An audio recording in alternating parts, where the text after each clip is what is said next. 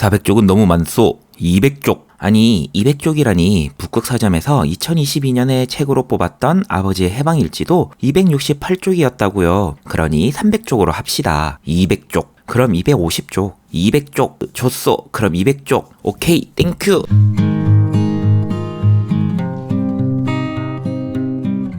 안녕하세요. 곰사장입니다. 북극서점에 와주셔서 감사합니다. 평소에 책에서 어떤 즐거움을 얻으시나요? 생각해보면 저는 책을 사는 게 제일 재밌습니다. 어떤 책을 살지 고르고 그 책이 어떤 책일지 생각해보고 온라인 서점에서 사서 택배를 기다리거나 오프라인 서점에서 책을 사서 집으로 들고 가는 순간이 가장 즐겁습니다. 책을 사는 것 다음으로 즐거울 땐 책을 다 읽고 마지막 장을 덮는 순간이에요. 다 읽었다는 보람, 책에 대한 많은 감상을 찬찬히 떠올리는 그 순간이 참 좋습니다. 그래서 얇은 책이 참 좋습니다. 책을 다른 사람에게 추천해야 할 때 혹은 독서가 힘들어졌을 땐 얇은 책을 주로 찾아보게 되는데요. 그래서 오늘은 책을 읽어볼 용기가 필요하신 분들께, 책 읽는 즐거움을 회복하고 싶은 분들께 도움이 될 만한 얇은 책들을 소개해 드리려고 합니다. 혹시 이 채널에 올라오는 독서 목록을 보셨다면 한 가지 특이한 점을 발견하실 수 있을 거예요. 바로 근본이 없다는 건데요. 그렇기 때문에 이 중에 한 권쯤은 여러분 취향에 맞거나 호기심을 자극하는 책들이 있길 바라면서 다양한 장르의 여러 책을 골라봤습니다. 첫 번째로는 클레어 키건의 맡겨진 소녀입니다. 104쪽.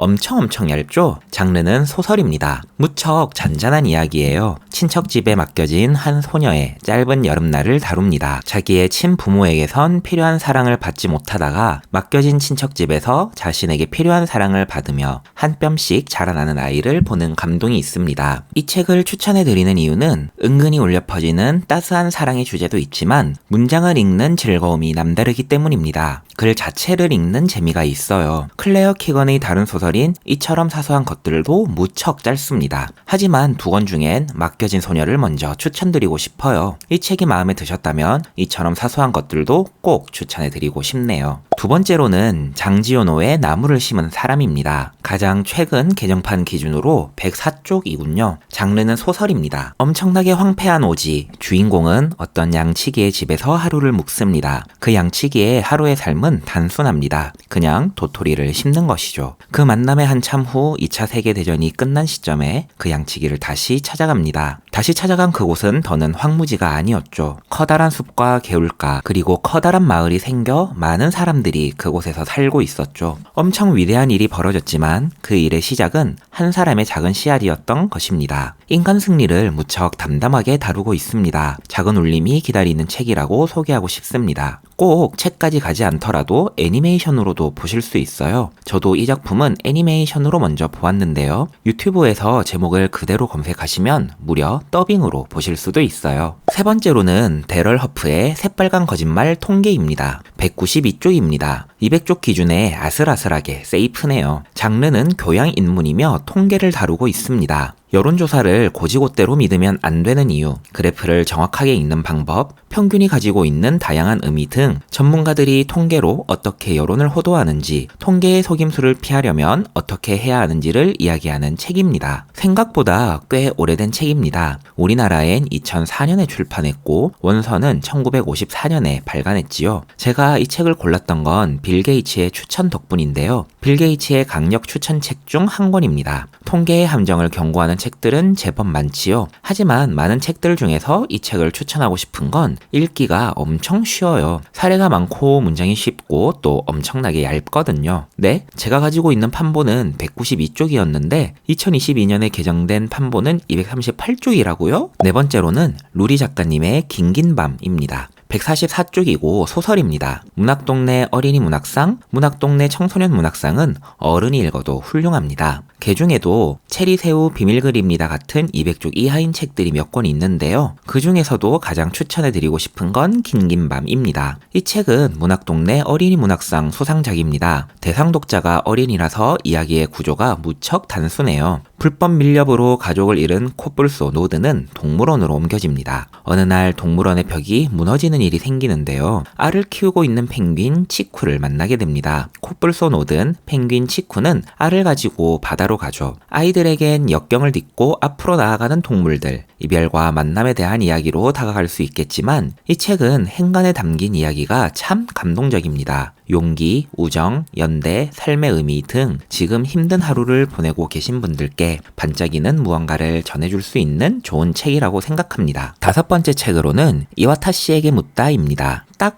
200쪽, 아슬아슬하게 세이프입니다. 장르는 굳이 분류하자면 비즈니스, 사회생활 정도입니다. 이와타 씨를 아시는 분은 아실지도 모르겠지만 모르는 분이 더 많을 것 같은데요. 닌텐도의 사장으로 무척 유명하신 분입니다. 지금은 돌아가셨어요. 닌텐도 DS에서 위, 스위치의 컨셉기까지 닌텐도의 부흥과 부침 3시대까지 준비하신 분이죠. 개인적으로는 이와타 사토루의 인생을 한번 정리하는 영상을 만들고 싶기는 합니다. 이 책은 닌텐도나 게임 사업을 깊게 파지는 않습니다. 회사 직원에서 거대 기업의 사장이 된 이와타 사토루의 삶을 간단하게 조명하며 그 당시엔 어떤 생각을 했는지를 정리하는 책이에요. 그래서 이 책은 회사를 다니시는 분들께 추천하고 싶습니다. 개인적으로 이 책을 읽으면서 나는 우리 회사 사람들에게 어떤 동료인가, 어떤 동료가 되고 싶은가를 많이 고민했고 내가 가지고 있는 문제들을 어떻게 해결할 것인가에 대해 다른 방향으로 바라보게 되더라고요. 이 책 속 이와타 씨의 대답들이 꽤 인상적이었어요.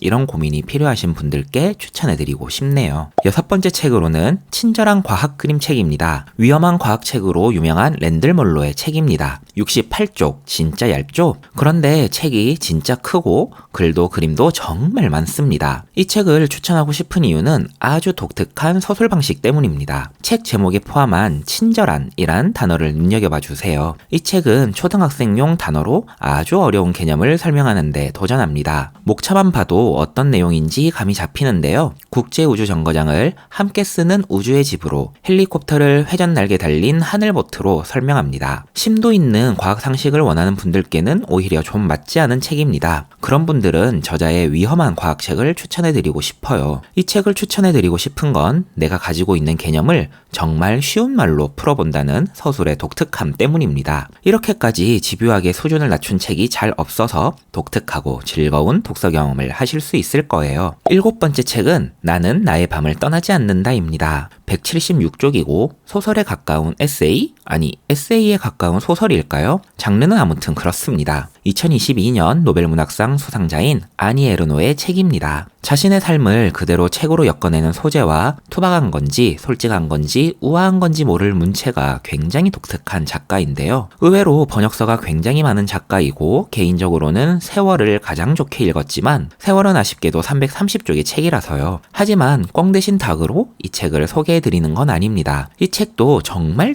인상에 남는 책이에요. 치매에 걸린 어머니를 돌보는 투병일지인데요. 부모의 투병, 상실이라는 주제가 가지고 있는 보편성 덕분에 조금은 낯설고 까다로운 저자의 문체를 넘어 이 작가의 문학적 성취를 가장 가깝게 느낄 수 있었던 책이었어요. 문장을 읽는 독특한 즐거움이 있는 책이라서 이 책도 꼭 추천해드리고 싶습니다. 8번째 책은 기피의 강요입니다. 88쪽이고 파트리크 쥐스킨트의 책입니다. 장르는 소설입니다. 제가 정말 사랑하는 책 중 하나예요. 이 책은 기피의 강요, 승부, 장인 위사르의 유언, 문학의 건망증 등 쥐스킨트의 단편이 묶인 단편집입니다. 모두 짧은 단편이지만 제가 가장 좋아하는 그리고 이 책을 지금도 사랑하는 이유는 단편, 문학의 건망증 때문입니다. 말 그대로의 이야기입니다. 언제 무슨 책을 읽었는지, 그 책은 어떤 내용인지, 심지어 이 책을 읽었던 건지조차 잊어버릴 때가 있습니다. 독서는 사람을 바꾸냐는 질문을 받으면 정말 당황하게 되는 이유죠. 읽었는지조차 기억이 안 나는데 독서가 정말 사람을 바꾸는 건가요? 라고 답하게 됩니다. 하지만 쥐스킨트는 발상을 바꿔보자고 말합니다.